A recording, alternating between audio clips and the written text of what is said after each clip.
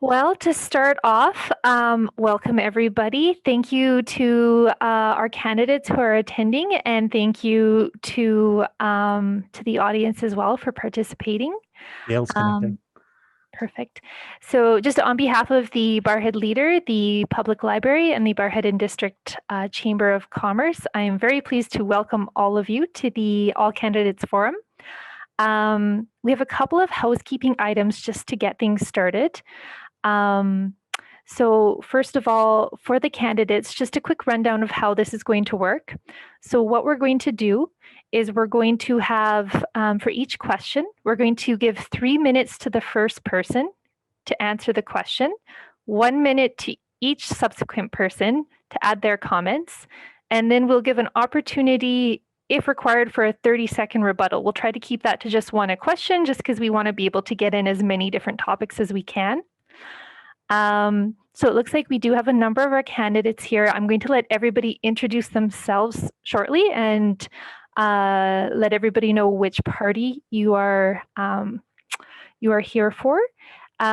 Just a quick note, I know there is a Green Party candidate as well for this riding, who unfortunately we were not able to get in touch with in time to have them attend. But we're very appreciative to the candidates that we do have here. Besides that, if I could just ask that everybody be very respectful of the time rules, again, just so that we can get in as many comments and as many questions as we can. I don't believe we'll be able to get to everybody's questions, but we do ask that the audience members submit questions, and whatever questions we're not able to get to, we will encourage the candidates to answer on their own web pages and other media platforms. Beyond that, I would just ask that all of the candidates, like I said, we're very grateful that you can be here with us tonight. And I encourage everybody to be respectful of one another's positions. Again, we're so grateful and so appreciative to be part of a democracy where we can all come together and put our different positions forward. And so I just ask that you be respectful of everybody else's positions as well. So I think without further ado, Megan, I'm sorry, yeah. Just a question. Is somebody going to act as a timer? Yes, that is me. Thank you, Leslie. So what I will be doing, I'm going to give it a try right here. I'm going to press the raise hand. Can people see that I have the little yellow hand up in the corner of my screen? So when that happens, that's your warning that you've got about 10 seconds left, okay? So just if you can watch for that, and that'll let you know. Okay. Any other questions before we get started? No? Okay. So, like I interject, sorry, 1 second. There's a couple comments online. People were asking where's the other candidates, specifically the PPC. Darryl has received the invite, just is late. So he will hopefully join us shortly. Okay, thank you. So I think we will still get started. And like I said, we'll let each of the candidates introduce themselves. For the introduction, I would ask that you will give each of the candidates 2 minutes. So please let us know your name, which party you are a part of, and also why you selected the party that you're representing. So let's go ahead, and if we can start with Arnold, please. Well, thank you, Megan, and thank you to the Chamber and the Library for putting this on. My name is Arnold Veerson. I was the Member of Parliament for PeaceRiver-Westlock, and I'm hoping to be that again. I'm running for the Conservative Party of Canada. I'm born and raised in Northern Alberta. I'm an auto mechanic by trade. I'm married to my lovely wife, Melissa, and we just on Friday evening had our 5th child, a little girl. So I know folks have been following that, so I just thought I'd announce it here, so to speak. I'm running for the Conservative Party because I think the Conservative Party has the plan to bring Canada's recovery. We've got a 5-point plan to secure the future. So our first point of our plan is to bring back the jobs, get Canada working again, get paychecks feeding families. That's what the main pillar of our plan is.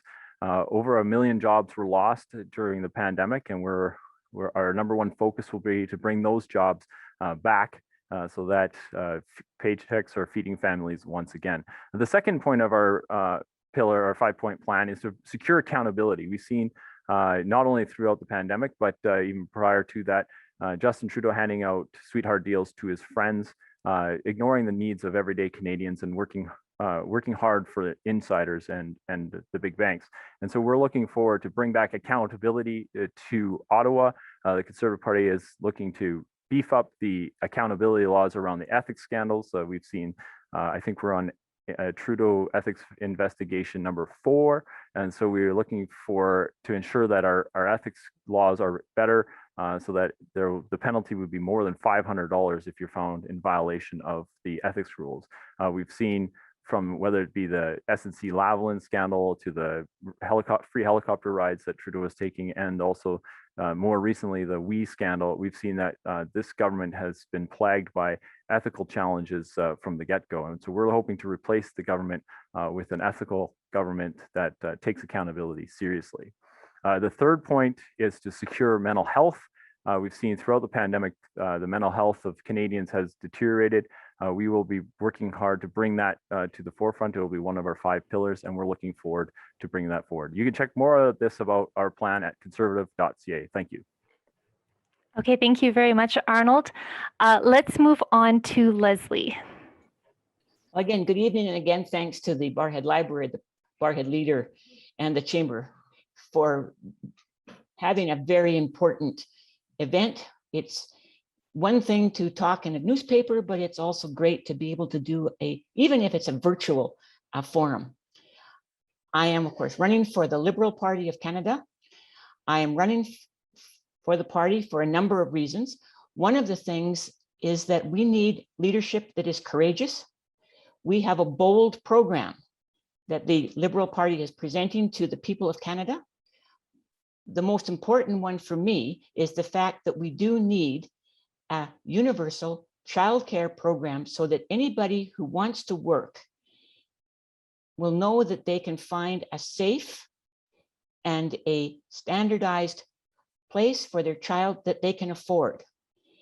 Sometimes you can find a place and you can't afford it, or you've got the money and there just is no space available. The climate is another absolutely essential program that we are following as a Liberal government. This does not mean we're going to war against oil and gas. We're just looking at something. I've lived in this province for all of my years, and is from the time I can remember being aware of what was going on in politics. It was, we've got to diversify the economy of Alberta. We can't be dependent on oil and gas, and we're still waiting. But our Liberal Party has a plan to help us to develop other sources of energy and put people to work and clean up some of the residuals that have been left by the oil companies. Talk to the farmers who have an abandoned well on their fields. The third aspect of there's many aspects to our program, but the other one that's very, very important is that we need to be very serious about housing. We have an issue where housing is becoming more and more expensive. Yes, there is certainly a supply and demand factor there. So then we, thanks. Okay. Sorry, Leslie. All right. Thank you, Leslie. So next we will move on to Colin.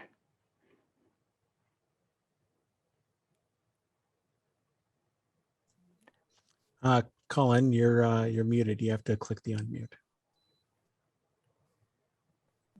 There we go. Sorry about that, everybody. My name is Colin, and I am the candidate in this riding for the Maverick Party. I am born and raised in this area. I have lived the majority of my life in Bellevue, and I've done a variety of different jobs. I grew up on the farm and have worked the majority of the last 30 years about in the oil patch. So I am very familiar with all of the different jobs that are in this neighborhood, and I think I'm very familiar with the problems that exist here. So for me, the Maverick Party was extremely it idealized the things that I feel like have been wrong. And the number one thing is that the West has not had a very undiluted and consistent voice in Ottawa. We have been, through our legacy parties who have done the best that they can, but through the way that our confederation is configured, they are not able to say the things that we as the West need them to say in order, because if they do, they will lose the votes that they need in Central Canada. And I'm specifically talking about things like equalization. They will say things that will gain them votes in the East. And we've seen that recently. They will talk about things like carbon tax, and they will talk about, most recently, gun laws. And there are constant, and nothing against our honorable Mr. Viersen that's here with us tonight, because it is actually out of his hands. Unfortunately, they, as local MPs, do not have the power that they need to be able to speak for us as their constituents. And that is the key to the whole Maverick Party, is that we are going to solve this problem by being a regional party.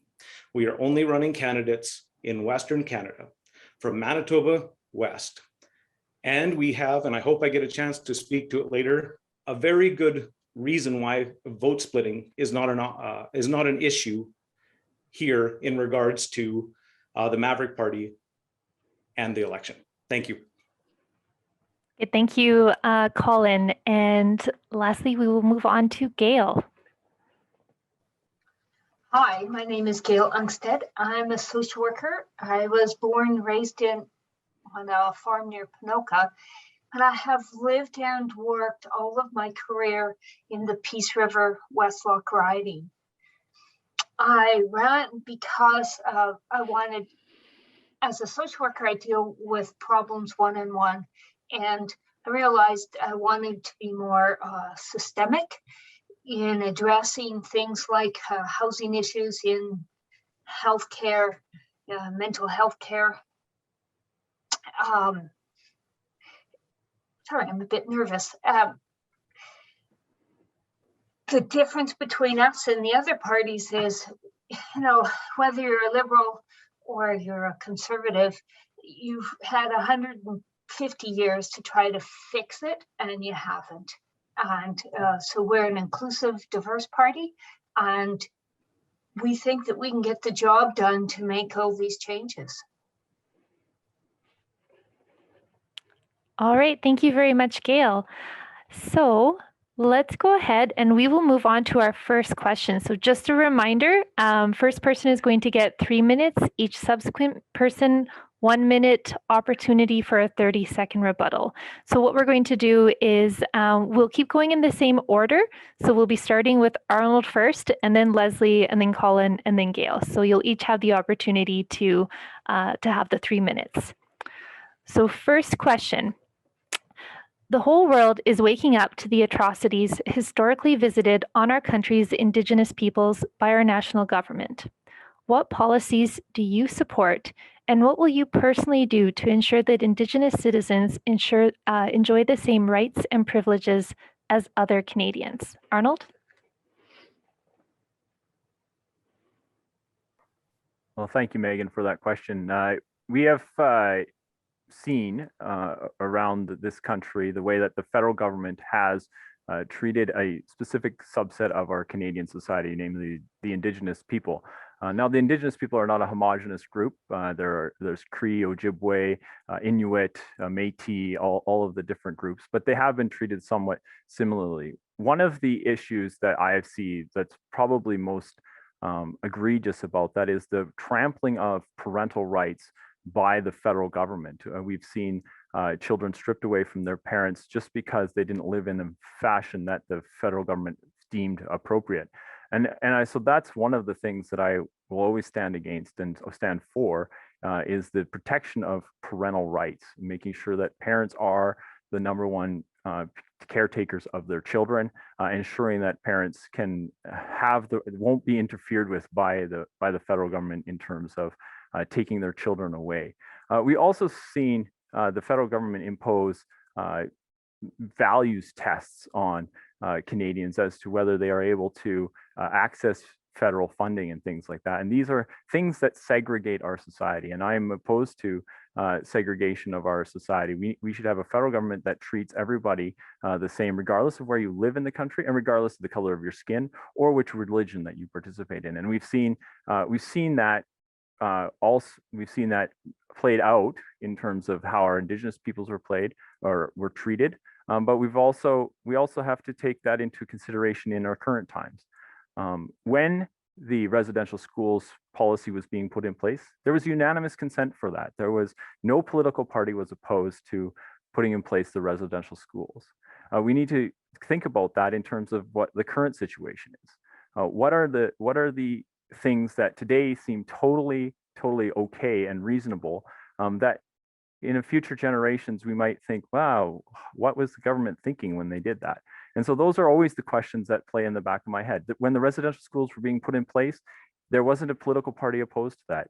To today, what are the things that there isn't a political party opposed to, but we might in 30, 40, 70 years from now think, what was the federal government thinking? So those are the kinds of things that come to mind when I see the way that the federal government has treated our Indigenous people, while treading upon things like parental rights, property rights, all of these kinds of things that we've seen, the issues that have now plagued us for the entire history of this country in terms of bringing Canadians together, because that's what our Indigenous brothers and sisters are, Canadians. Thank you.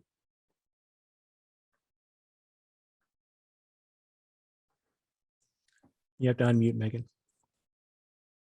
Thank you, Arnold. On to Leslie. Leslie, you'll have 1 minute. Thank you. Thank you for your response, Arnold. One of the things that the Liberal government has done is they have signed on to the United Nations Declarations for the Rights of Indigenous Peoples. And that is a set of guidelines on how we can make sure that we are respecting the rights of our First Nations people and our Métis people. The other part of that is using our resources to meet needs. There has been a promise that the boil water advisories on our reserves are going to be ended. We haven't completed that program, but we have made a difference in over 100 different communities across the country. The other aspect of this is to look at what we are doing in terms of those rights. Okay, thanks. Perfect. Thank you, Leslie. And on to Colin. So if I remember right, the last part of that question was in regards to how can these rights be wrong? Is that correct? Does that sound right, Megan? What would you personally do to correct these? Mm-hmm. Right. And so that's a huge thing. And Valley View, the town that I live in, is immediately beside a large First Nations reserve. And I know a lot of people from there. In fact, I talk with them frequently. My kids are friends with their kids. And nobody would be able to say that that there hasn't been injustices, because of course that's very true. If the things that happen on that reserve, if they happened outside of that reserve, they would make bigger waves, and that's wrong. The first step that I would do is we need to get together with them and we need to listen. That's the very first thing. We need to make sure that we are walking a mile in their shoes. The second step is, I think, actually the previous Conservative government had a good idea in the Transparency Act. And that just helps make sure that it helps them to know that there is no corruption in their finances of that. And last, the Maverick Party is one tiny little thing. The Maverick Party wants to rewrite the Indian Act. It's a terribly racist document. Okay, thank you, Colin. And so next up, Gail. Hello, we reside in Treaty 8 area, and most of my clientele are Indigenous self-declared. The treaties were brought in as a way to avoid this country, Canada, was formed on a treaty as opposed to winning a victor and a victim of war. The Truth and Reconciliation, the Murdered and Missing Indigenous Women and Girls, the 60s Scoop, are all part of the studying and restudying about the atrocities that were done. What would I do? We need to have a partnership and true collaboration with Indigenous people. It needs to act on the calls to action from the Truth and Reconciliation, as well as the Murdered Missing Indigenous Girl program, like the boil water advisories, like internet and cell phone coverage for remote areas so that there is more access. Okay, thank you, Gail. So next question will go to Leslie. Many people complain that we have a catch and release justice system where criminals are arrested and immediately let out to commit more crimes. Do you agree or disagree, and why? Thank you. I find the statement catch and release quite interesting, but I think, and I smiled when I saw this question, because to solve the criminal justice system, or if we would call it a justice system, it's more of a revenge system, takes more than 3 minutes. But we need to look at what is leading people to do what they're doing. One of the things we have to do in this country is get a handle on why people are stealing to pay the outrageous prices they have to pay for drugs.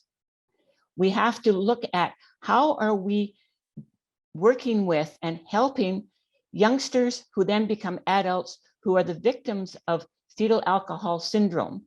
Because if you talk to somebody who's a chaplain in our federal prisons, there's a significant number of people with that disability in jail.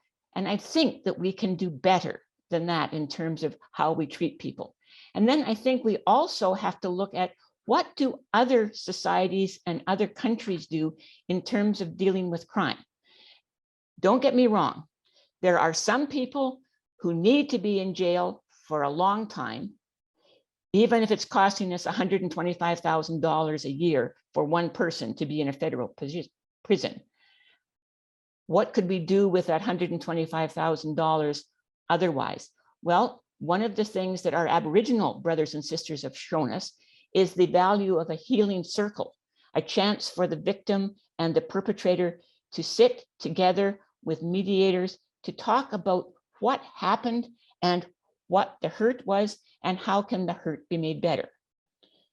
We look at other places that instead of putting people in jail so that severs their connection with family and community, they use the ankle bracelet, they have restrictions on where they can go and what they can do, but they're still able to stay part of their family. And I think that's essential if we're going to heal people. All right, thank you, Leslie. On to Colin.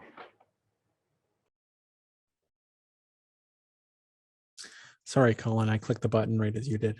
I'll reset your time. You got to unmute yourself.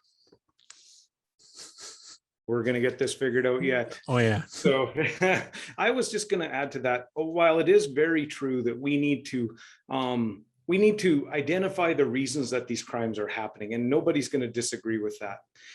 But we do have frustration across the board particularly in our rural areas, with the crime and the theft that is happening throughout. And it is frustrating to the community members in those areas when they see repeat offenders time and again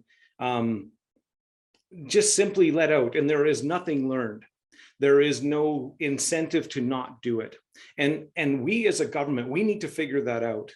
We need to figure out, A, what is bringing them into that and causing them to do that crime, but we need to disincentive them from doing that crime. And we see it in the oil patch, we see it in farms, and a lot in that. So that's my point.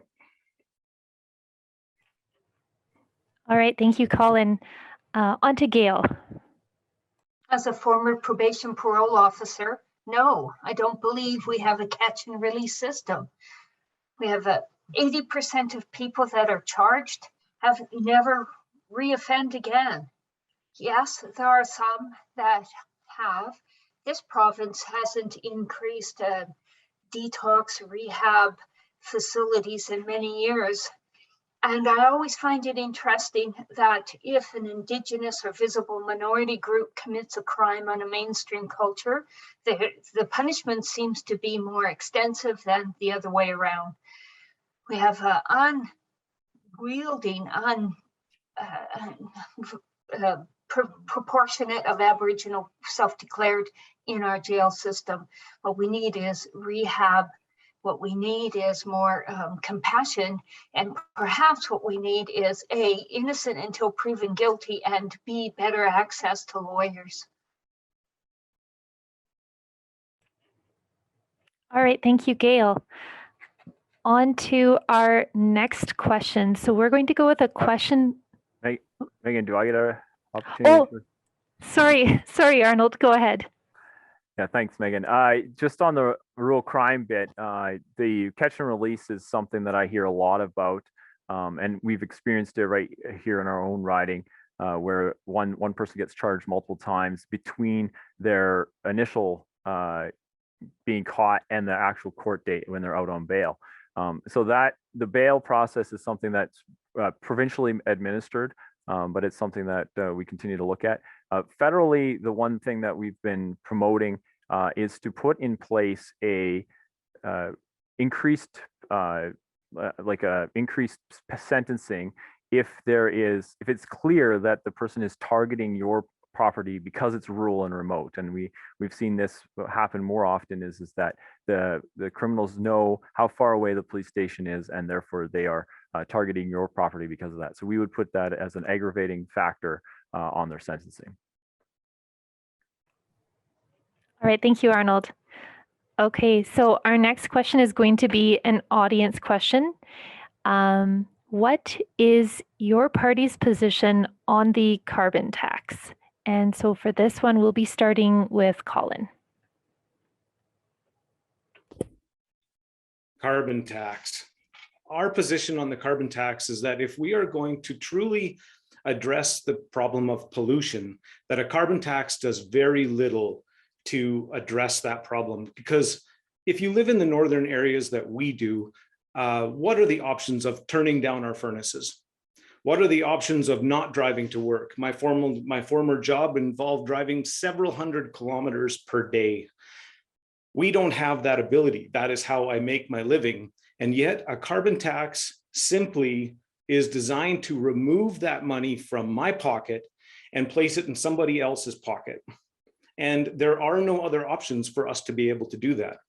And if we decided that we wanted to, as a people, maybe upgrade our homes to make them more efficient, and we simply just remove them carbon taxes out of our pockets, how does that enable us to do that? So the Maverick Party's policy on carbon taxes is that we shouldn't do it. There are other things that we could definitely be doing as Northern Albertans that would better benefit the environment. We could instead do what Albertans do best, and that is innovate. We can continue to work hard. We are the cleanest extractors of natural resources in the world, and luckily we sit on 1/3 of them.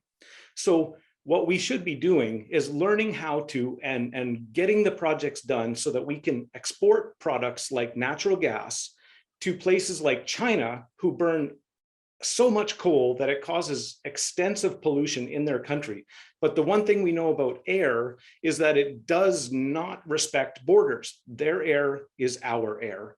So why don't we, as Albertans and as Western people, why don't we export our natural gas, get it through a pipeline, get it overseas, so that while we are working toward true sustainable energy sources, like maybe a long-term goal would be fusion instead of fission. Nuclear fission is good maybe, but fusion would be much better. That would solve everything for everybody. But in the meantime, why don't we help other areas of the world to clean up their act? And in the meantime, we have not killed our own economy. And then we can take that innovation and the things that we do best, and we can turn them towards complex problems like fusion, for instance. That would be great, because if we shut down every single source of carbon dioxide emissions in the province, it would make almost no difference. Statistically, less than 1.5. But if we harness our best things, then we can punch way above our weight. Thank you. Okay, Gail, you're next. I support the carbon tax. This province, in a recent provincial election, voted against the carbon levy and therefore supported a federal tax process. Democracy votes. We have to do something to address climate crisis, or where there's not going to be anything left. Like, all the things that we have of value are dependent on the our survival, and we're heating it up. My other point to this is, what is our real cost? Yes, we need to transition. Yes, we need to have a clear roadmap of how we're going to do that. And we need to address it not just from one focus, but a 360 type focus, from energizing our homes and being more fuel efficient, etc.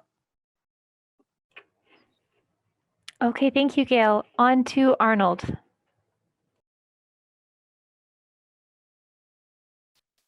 Thank you, Megan.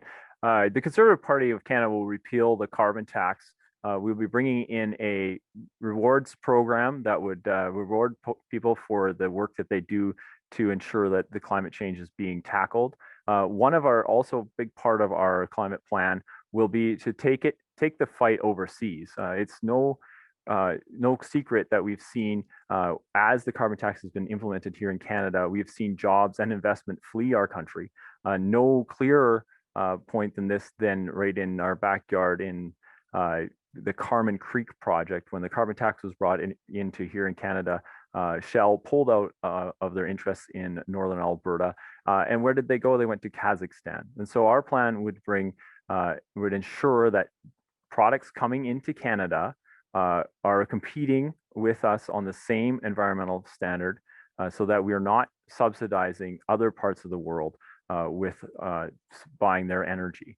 We'd also, one of our programs, part of our 5-point plan, is to secure the country. And one of those things that we'd like to secure is to secure energy independence for our country. And we have a plan to get pipelines built and to ensure that we're not buying Saudi Arabia oil. Thank you.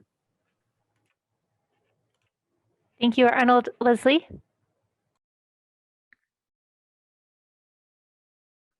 There we are. Thank you.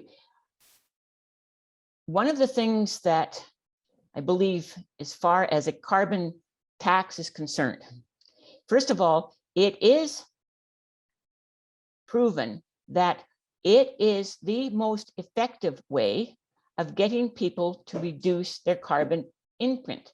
The exception to that, I have to say, is Alberta. And Colin, you mentioned that you drive a lot in your oil field business. And we've been driving a lot around our constituency. If you set your speedometer at the speed limit, you are going to be passed by everything else. Big trucks, little cars, big cars. And Arnold, you know that when you go faster, your fuel economy goes through the floor, right? So we need to think about that. But also there is definitely an urban rural aspect to this, because when I'm driving, I don't even see the exhaust from my car. But when I'm stuck in a traffic jam in Edmonton, you can just see the clouds start to form.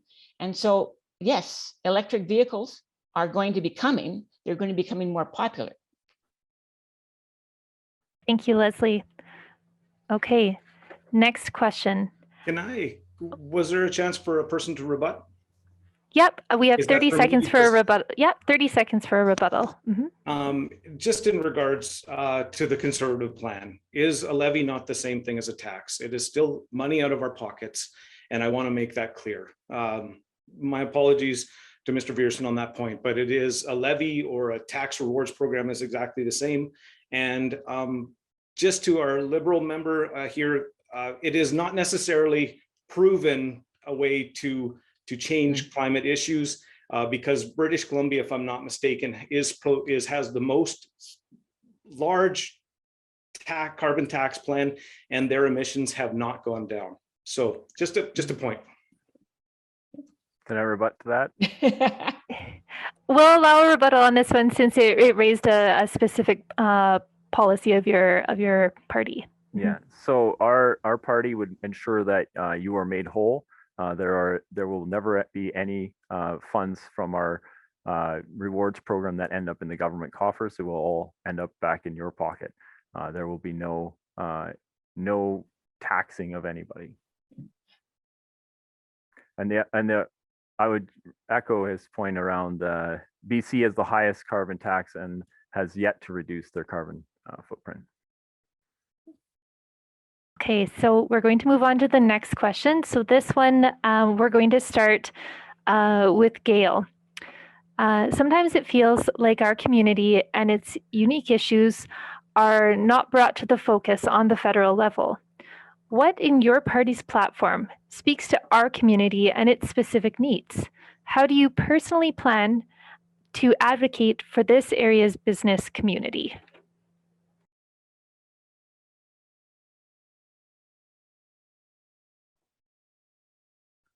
Well, you know, we live in God's country. I mean, it's absolutely beautiful here. We are a resource-driven province in a resource-driven riding. And when we have the product the world wants, China has decimated their arable land due to pollution. You know,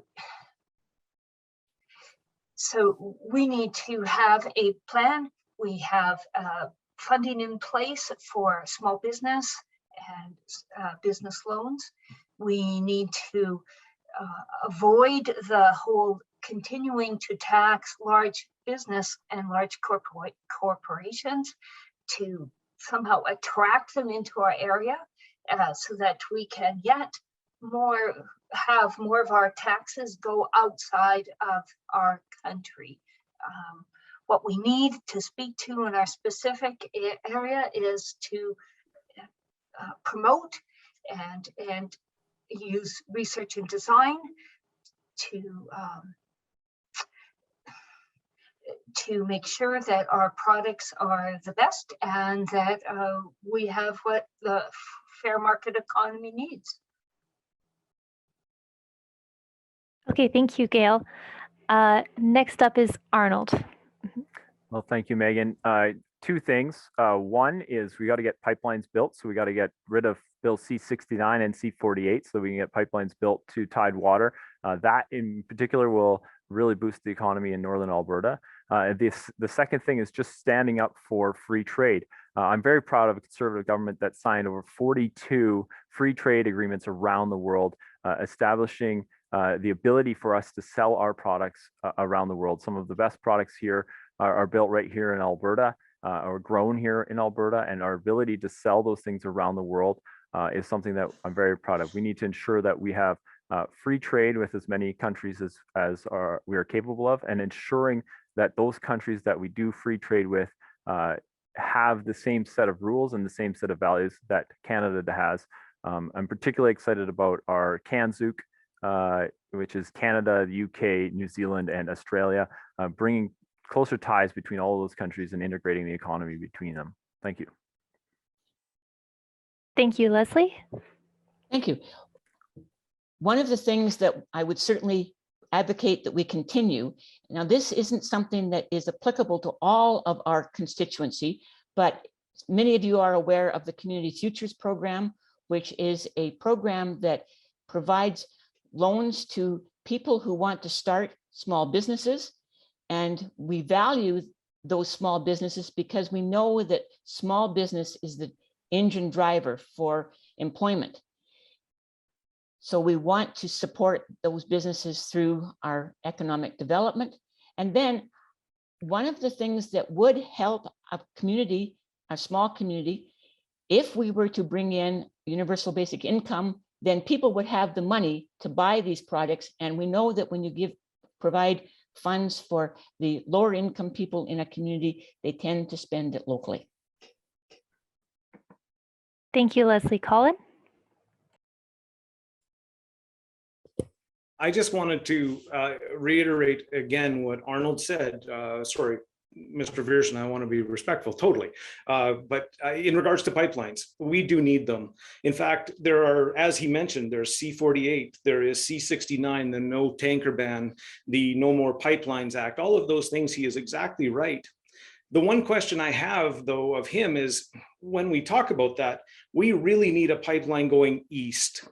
We need a pipeline, but Mr. O'Toole, our leader of the Conservative Party, recently said in a Quebec crowd that energy east is off the table. That was the quote. Energy east is off the table. And he was definitely thinking about Quebec when he said that, but he was not thinking about us. So when we're talking about pipelines and getting high-paying jobs back in our communities, how can you pick which pipelines you like? I guess that's my question. Megan, could I have just one word? Yes. Okay, and my question to both Mr. Viersen and Mr. Krieger, yes, you have a pipeline. How do you know what the price per barrel is going to be when that oil gets to Tidewater, when we have no control over pricing? That comes out of Saudi Arabia, it comes out of Russia, it comes out of the United States. Well, I can speak to that one, but Mr. Viersen, if you want to go first, I don't mind. Megan, what are we at? If I can just have about, if you can keep it definitely under the 30 seconds, you can both have a rebuttal. All right. Yeah, so I'd say the Conservative Party is in favor of pipelines and pipelines in every direction. The problem right now, Leslie, is that we are tied to one market, the American market. We can see that clearly. Our oil gets to $10, $12 a barrel less routinely. So if we were on the world market, we would get world prices for it. We have more oil on the rail than ever before. It costs $30 a barrel to ship it on the rail. It costs $3 to put it in a pipeline. So even if we just take the oil that's on the rail, put it in a pipeline, we're going to make more money right here in Alberta.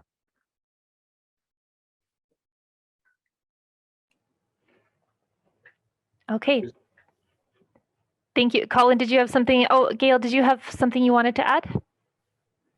I mean, we ship it, and we have pipelines, but the rest of the world is trying to, including Europe, including United States, including Joe Biden's announcement recently, the rest of the world is trying to pivot off of a carbon-based energy system. So why are we investing millions of dollars? By the time these pipelines get built, there may be no market to be shipped to. So, you know, it's a simple solution to put a pipeline under everything and to get our product to Tidewater. There are other products that need to get to Tidewater, our grains, our renewable resources. Those are also a concern. And never mind. Just as a quick rebuttal to that, the idea of getting grain to Tidewater is yet another idea of why pipelines are good, because if we're shipping oil by pipelines, we don't need to take up rail space. So that's important to note. What I'll also say in regards to the world, every real expectation of oil consumption for the next 5 decades, if I'm not wrong, is saying that oil consumption is going to go up. And why wouldn't we sell them our ethically based, clean, and just the best oil produced in the world? Why would we not put our people to work on that? It takes at most a couple of years to get a pipeline built. Okay, thank you, Colin. So I think we're going to stay on the same theme with the next question. And so I believe the next question will be starting off with Arnold. What is your party's position on climate change? How do you reconcile that belief with year after year of bad weather? Do we need to end our reliance on oil and gas? And if so, what about the people who rely on that industry for their livelihood? Well, thank you, Megan. I would say since the world was created, the climate has been changing and probably will continue to change. We need to be, we have between our ears intellect that we are able to accommodate the changes in the environment around us. We have done that as humanity to get to this point, and I hope that we can continue to do that. We have right here in Alberta, we have some of the most innovative people in the country, particularly when it comes to solving hard problems. Alberta is a cold place, and we continue to live here, and so I don't think that there is any worries about whether climate change is real or not. We can see that all around us. It's how are we going to be able to adapt to it? How are we going to be able to accommodate the change?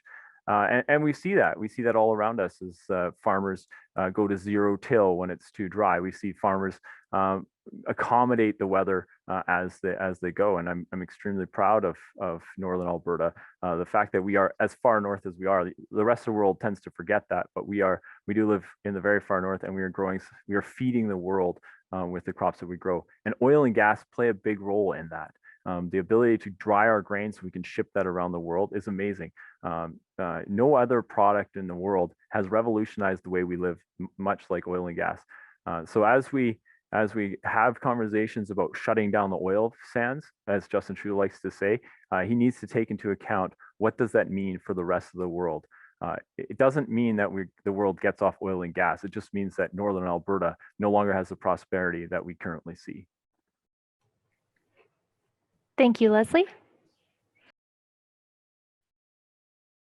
I'm not going to disagree with the fact that we're not going to be off oil and gas in the next 2 or 3 years. This is an ongoing process. But we also know that as the course of time, the human beings have adapted. We no longer depend on horses to get us around. And pretty soon we won't need to depend on automobiles to get us around, because that same innovation that Arnold talks about is coming in a whole bunch of different ways. And so I think what we need to be aware of, though, is yes, the climate is changing, and yes, the climate has changed over the eons. What they are seeing is that we are increasingly getting warmer, and that piece of it, the increase in rate, is due to our carbon emissions and the methane emissions. We are basically turning our Earth into a very, very warm place. And I don't know that we're going to be able to adapt as quickly as Arnold would say we can. Thank you, Leslie. Colin. Thanks. In regards to climate change, of course, the climate does change. I think there would be zero disagreement across the panel on that particular issue. And, where you will find more is, of course, if we assume that it is caused by people. And we could argue about that. But the fact is that we will do our best. We are all about limiting pollution.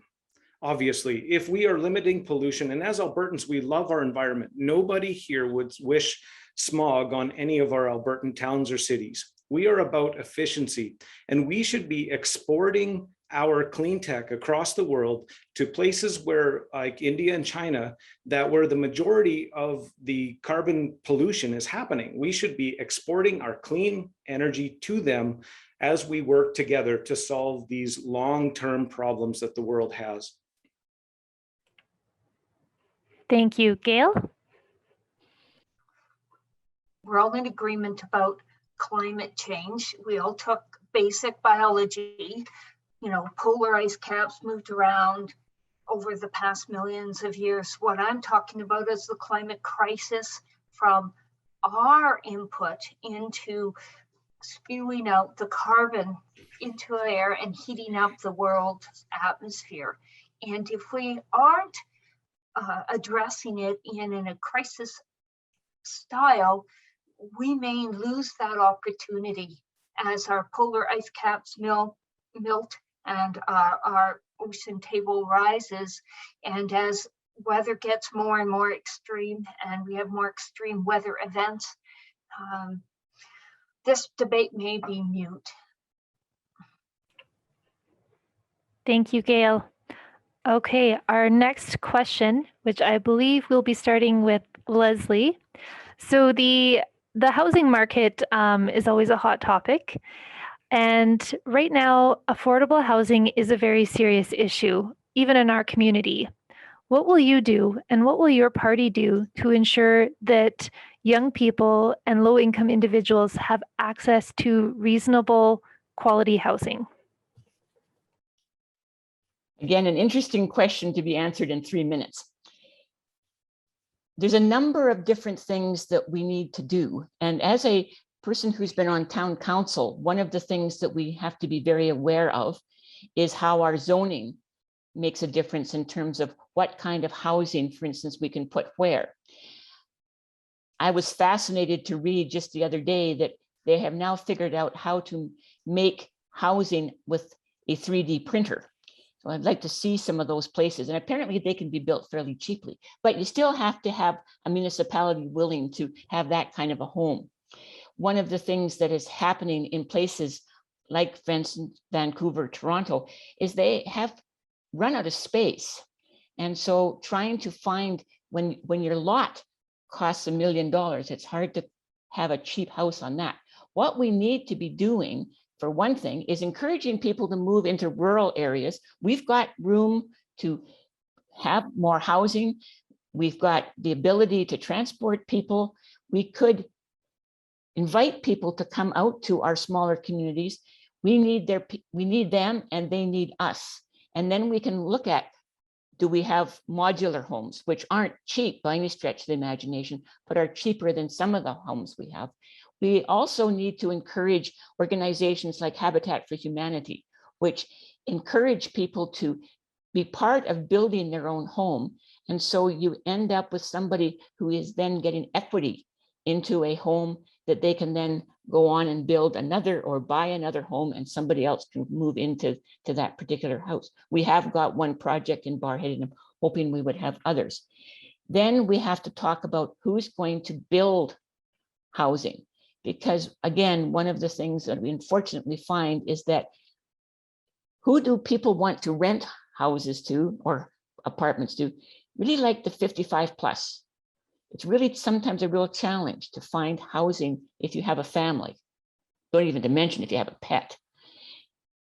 So it has to be a combination of federal, provincial, and municipal cooperation to zone, to invite contractors to build. And then sometimes, again, it may take rent subsidies so that people can afford. It might be, again, using the universal basic income so that people have that money to be able to afford a rent. And then definitely we need to find out who owns places. And again, I am much in favor of limiting the ability of somebody who lives particularly out of the country buying up our real estate and then charging a huge amount of money for a home that really is almost substandard to live in. So those are just a number of different things that we could do as far as trying to address our housing issue. All right, thank you, Leslie. Colin. I think that an extremely important point that we need to realize is that prior to the latest economic downturn that started in about 2015, which coincidentally happened when the Liberal government took power, and a good friend of mine has coined the phrase of a legislated recession. We're there. Prior to that, there were plenty of good paying jobs that were available, particularly in this riding. A young man such as my son who could go out, and even though he's married and they are a single person family, could go out and purchase their own home, and they could do that. Now it's much more difficult in the current economic conditions that we have today. We need to figure out a way to turn back the clock, to get our economy rolling again. And then this problem will not be the problem that we are necessarily talking about today. We need, and when we're talking about that, then if we do that, we do not have to worry about social assistance to pay rent. All right, thank you, Colin. Gail. We don't build enough houses. We don't build enough variety of houses. The NDP have a platform for new homeowners to get a grant But we also need to study our housing. We had a program for vets after World War II that was very instrumental of helping people get into affordable housing. Calgary has the record of greatest urban sprawl in North America. So what we don't need is more of our arable lands being used up in our resource north to a sprawling housing economy. And even if we build more houses, and even if we address it, we have to look at second stage housing. We have to look at emergency housing for the people that are showing up homeless in our communities. It's a grave concern that we need to not divest this problem to everywhere else, but embrace the people that are in our community. Thank you, Gail. Arnold? The Conservative government has a plan to build over 1 million houses over the next 5 years. This plan would include ensuring that foreign investors or foreign owners, if you don't live here, we would limit foreign ownership of houses. But we also need to ensure that we can work with all levels of government to build houses. One of the barriers is we're just not able to build houses fast enough in this country. Justin Trudeau wants to bring in a bunch of incentives for first-time homeowners to buy their first home. Someone said it to me, that's kind of, most of their programs are much like when you're playing musical chairs, giving all the players a set of running shoes. What we need is more chairs, not the ability to run faster. And so that's what our plan would do. Our plan would go after building more houses, bringing the supply up so that affordable housing is, home ownership is within reach of everybody. Megan, did I just make one comment? Yeah. And that's, I agree with what Mr. Viersen said, but one of the things then, and this is into the provincial realm, in order to build all those houses, we need the tradespeople to do it. And one of the things that we are aware of is that we are severely lacking in many of the trades. And Colin, I think you would probably agree that some of our tradespeople had jobs and then lost them. So that's one of the ways that we can put some people back to work, but we still need to come up with programs to educate people in how to build a house. Okay, thank you, Leslie. Next up, so I believe this one will be starting with Colin. So this will be an audience question. What is your position and what is your party's position on a vaccine passport? Well, that's a hot topic, isn't it? I love it. So the Maverick Party exists for the purpose of putting more layers of insulation in between areas of federal control and areas of provincial control. And the first thing that I really need to make plain is that all matters of health are part of provincial control. So when other leaders, and we have heard them talk in regards to vaccines and mandatory vaccines, and we've had these federal leaders talk in regards to vaccines, so-called vaccine passports, they are intruding on an area that is provincial in nature. We need to make sure, and that is the whole reason that the Maverick Party is taking the position that it is that we need to, as Albertans in our case, make sure that we are putting that onus back on our federal, on our provincial governments as citizens in the provinces where we live, and make sure that they are doing our will. Now, that being said, it sounds like a pass the buck thing, and I don't mean it to be that way. But how hypocritical would it be of me as a guy that's running for a federal position to say that we want, less input from the federal level at the provincial level, except in this matter? And that would be hypocritical of me to do that. But I will say this: the Maverick Party logo carries inside of the Maverick name the word, freedom. And that is what the Maverick platform is. We are about individual freedoms. We should have the right to choose whether or not we take the vaccine And inside of Canada, it is our position that we should not need to prove whether we have had a vaccine or not. And because we are a free people. And I think that'll do it. Okay, Gail? Clearly, you haven't watched the Star Trek movie that says the needs of the few outweigh the needs of the many, or the vice versa. Having vaccine passports delivered provincially means that there's a hodgepodge system across Canada. And if we want to be on the world stage, if we want to travel and eventually get restrictions lifted, we want other countries to recognize what we have. And while I support vaccine passports, I think it's pretty evident that businesses are starting to impose some kind of evidence before they have entered their establishment. And I recognize the Edmonton Elks for that.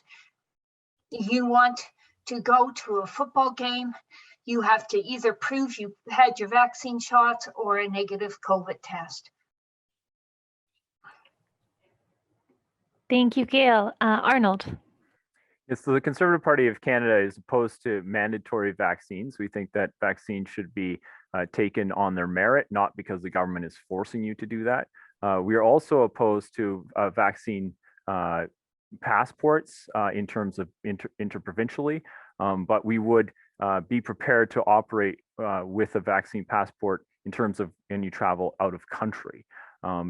Many other countries it's their jurisdiction to decide how you can get in and out of the country. And if people want to travel, we will be working with other countries to ensure that Canadians can travel abroad. What we are opposed to is the idea that you would need to have a passport to travel with inside of Canada.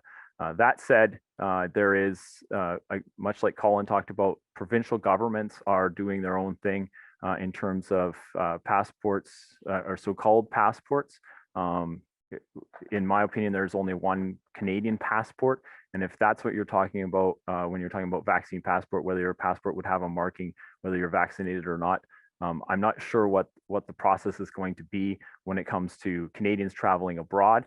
But I know that we will work diligently to ensure that Canadians can travel abroad, Canadians can go visit other countries as we have in the past. And if those countries require proof of vaccine, we'll work on a system for that. All right, thank you. Leslie? Thank you, Megan. First of all, when I introduced myself, I didn't share with the fact that for 5 years of my life, I was a public health nurse. And so I am very, very upset about people who feel that it's their right to get sick. And it is your right to get sick.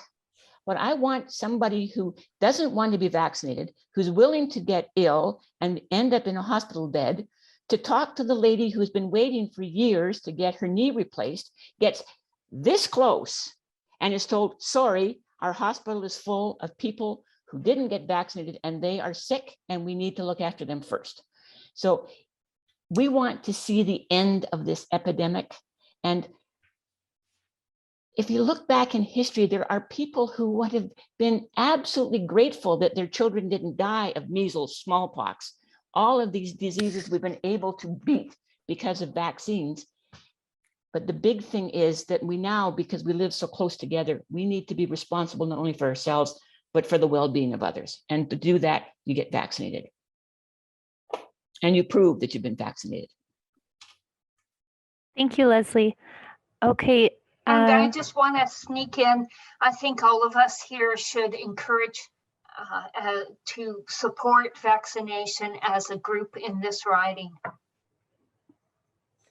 I also just wanted to point out that I totally respect your position as a nurse, but I do need to point out that I know of nurses in my community that thoroughly disagree with the idea of being a mandated vaccine. They are going to quit their jobs if they are forced to do that. They want it to be their choice, and it should be a free choice.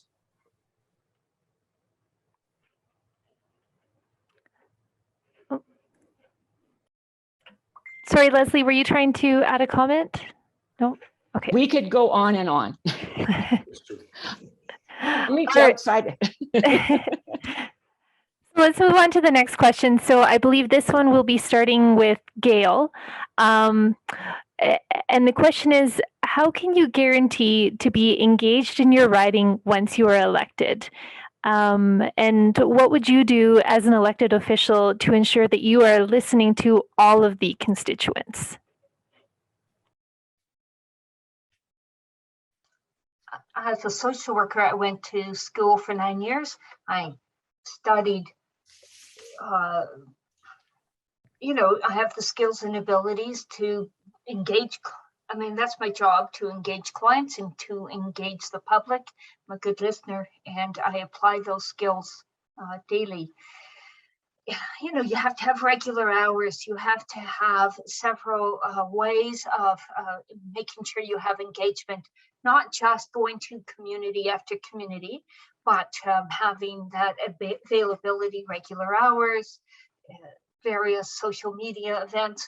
And frankly, with Zoom, it has become amazing how much more connected we can be without using so much of our time in windshield and looking at pavement. Thank you, Gail. Arnold. Well, thank you, Megan. Over the last number of years, I have visited, there's over 100 communities in our constituency, and I've visited every one of them. I've done the tour, and that is something that's worth something. I know that I also use the mail extensively, as people in our riding don't necessarily have good internet yet, something that we're hoping to fix. So I use the mail, sending out surveys to ask people what they think about particular things. I also, as a member of parliament, you spend 27 weeks of the year in Ottawa, and that is my job. That is something that each and every one of us on this list are trying to get the job to represent you in Ottawa. 27 weeks of the year is about half the year, and so that is something that we can continue to do. Phone, email, all of the things. That is how we communicate today, and I'm happy to say that it works quite well. Being able to be in the communities themselves throughout the summer is a very rewarding part of the job, no doubt. All right, thank you, Arnold. Leslie. Thank you. First of all, I don't think it is humanly possible to meet everybody in this constituency, because there are some people who don't necessarily want to be talking to anybody, politician or otherwise.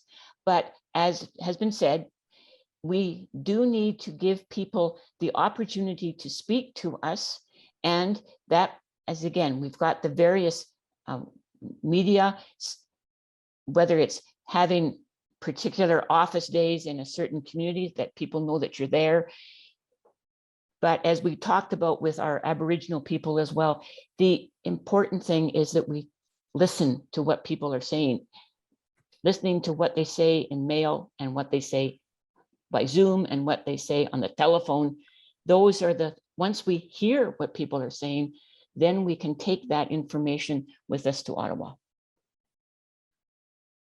All right, thank you, Leslie. And Colin. Colin, we can't hear you. How about if I fix that? I have had an absolutely great time this last several weeks traveling around our riding, and it has been filled with meeting great new people, and I would really look forward to doing that.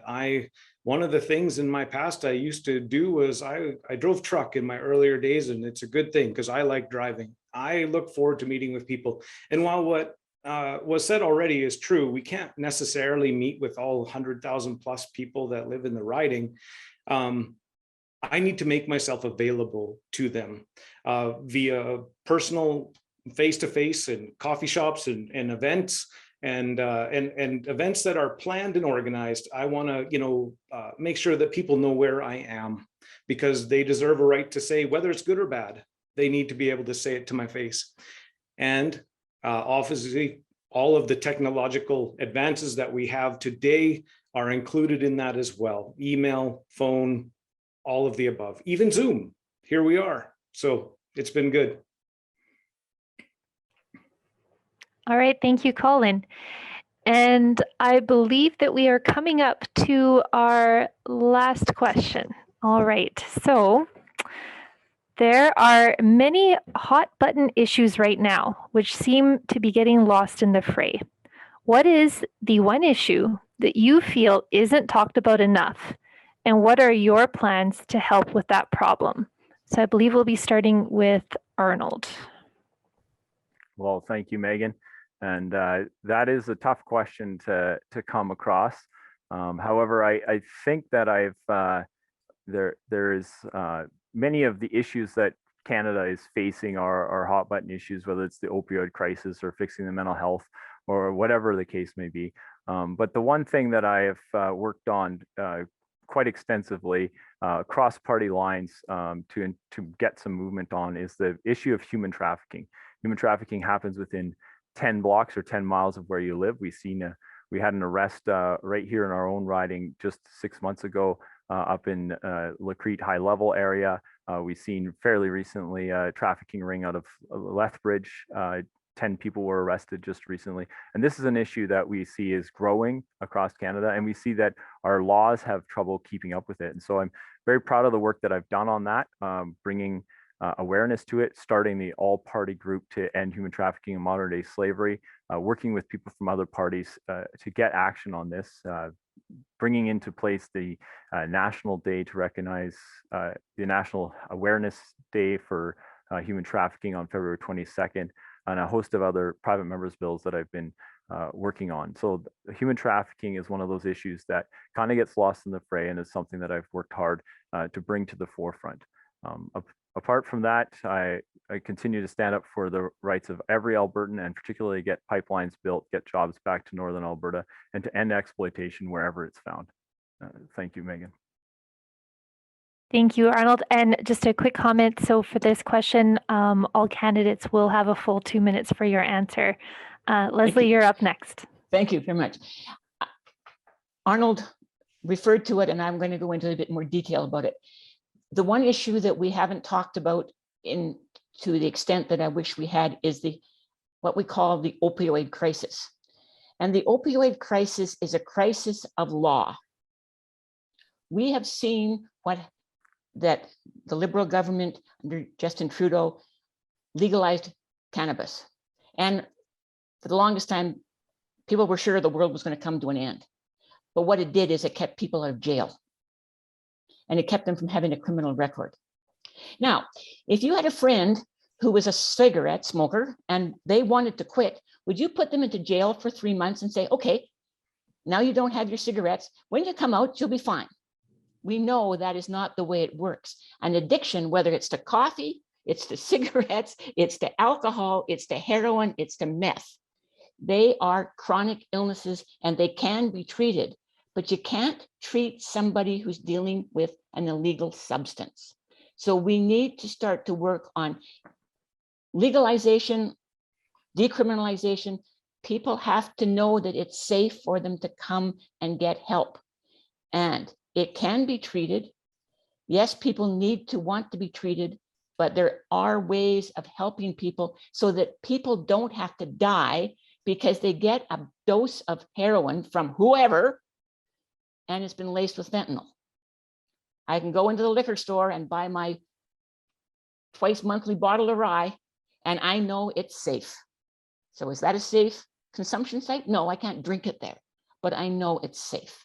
And people who have addictions need to know that they can get a safe supply and be observed in a safe setting. All right, thank you, Leslie. Next up, Colin. I think that for me, the one single issue that I have been running across, and it is personal to me, is the idea of unity. We are culturally distinct, in my opinion, here in the Canadian West. We think differently. We are a group of people who work hard. My great-great-grandfather didn't come from Germany because he felt like it would be not worth the journey. He came here because he believed that there would be an opportunity for him to do something better. And that was true across the board. And we have this unique identity here. And my goal, and I think it's safe to say the goal of the Maverick Party, is to unite that cultural identity across the Canadian West. But we are being actively divided, it seems like, across every possible line that you can think of. You can think of whether it's across gender, across sexual orientation even. You can talk about a race, of course. You can go with all of these here things, and it seems like everybody is tearing us apart. But my idea, and what I think is extremely important that we do, is that we begin the process of working together on this common identity of being Western Canadians, leaving those other smaller, smaller may not be the right term, but those other divisions outside of that Canadian, Western Canadian identity.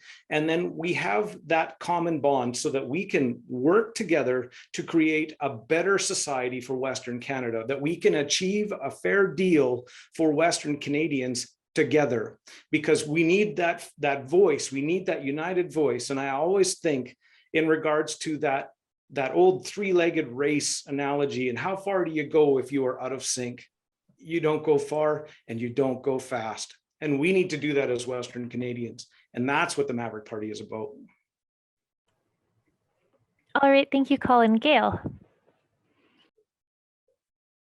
As a social worker, I guess I'm immersed every day in universal needs for childcare, for homeless, for addiction issues, for improved health, improved national unity, improved health plans. My thought, the one thing we haven't talked about in a lot of detail is protection for Canadian businesses.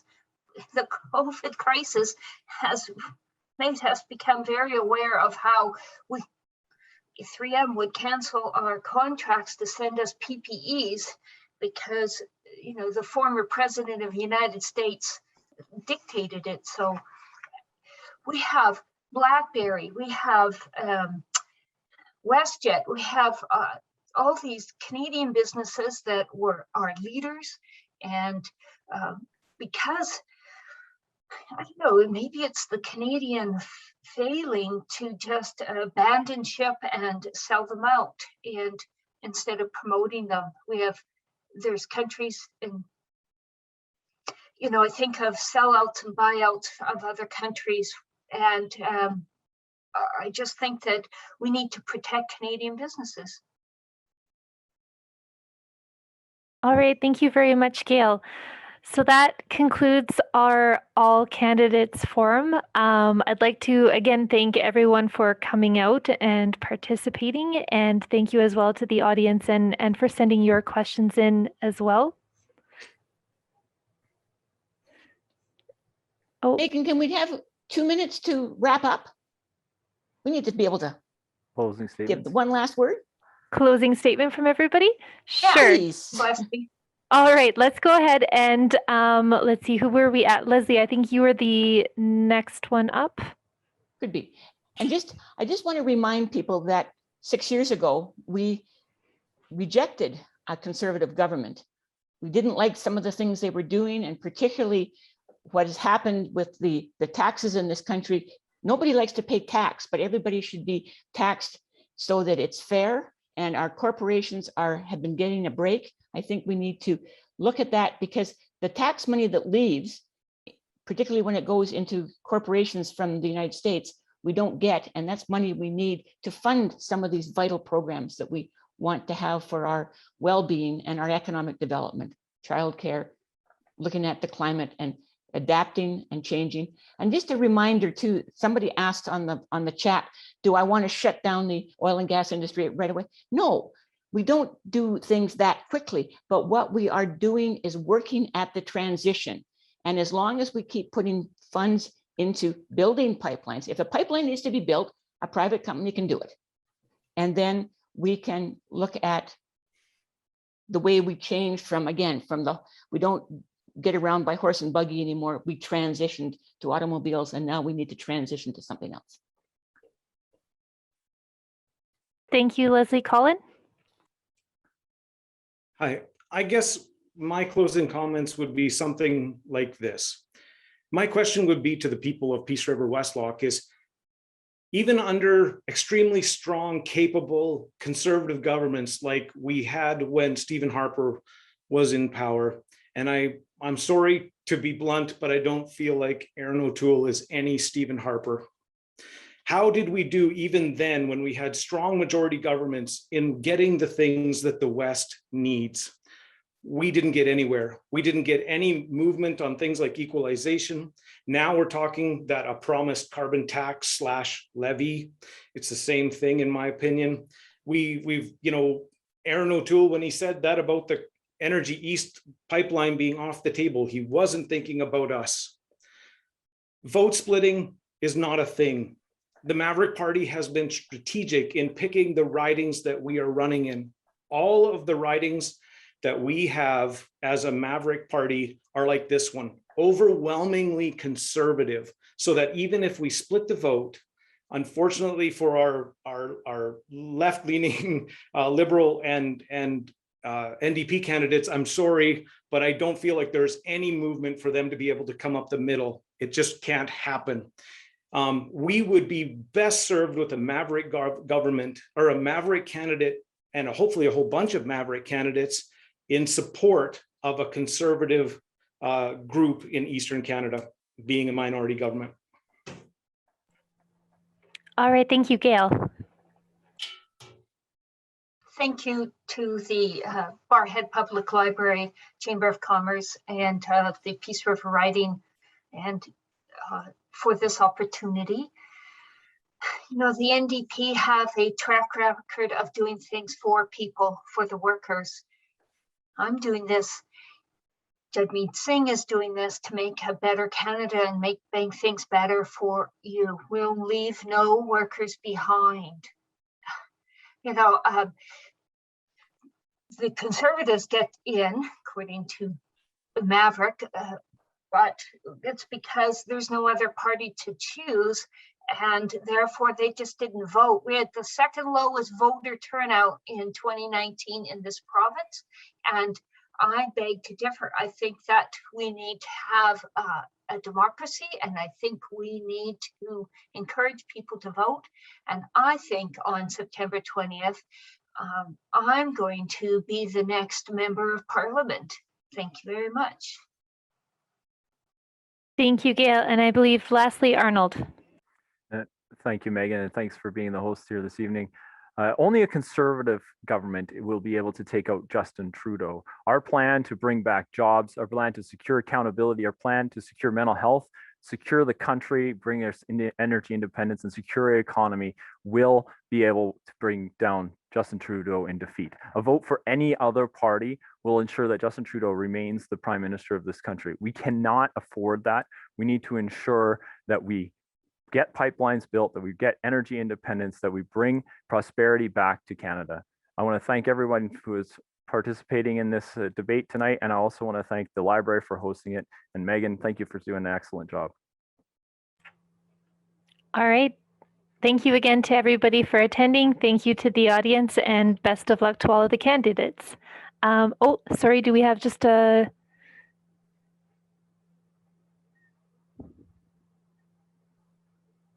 Yeah. Hello, everybody. It's Elaine Dickey again from the Barrhead Library. And I just wanted to give a special thank you to you all, to Leslie, Gail, Colin, and Arnold, for your well thought out answers. And we did send questions ahead of time, and it shows that you did your homework. They were really well done responses. We hope that you have been listening to each other, that you will check the chat feed if you haven't been all night. There have been many responses to what you've been saying. And we also hope that to whoever it is that is elected, that you will use some of the questions and answers that you heard here tonight in the work, the very large amount of work you have ahead of you when you return to Ottawa. I also just wanted the audience to know that we did invite Darryl Boisson from the People's Party of Canada and Jordan MacDougall from the Green Party, and we expected them to be here, but they weren't here. So it's unfortunate we didn't hear their voices as well. So thank you all very much. And this has been recorded, will be available as a video on YouTube, and the information is in the chat. Does the chat stay? Sorry? Will the chat stay? In other words, there's questions to myself. It's hard to find out who's. Let me just ask that question of the Oracle. Just a moment.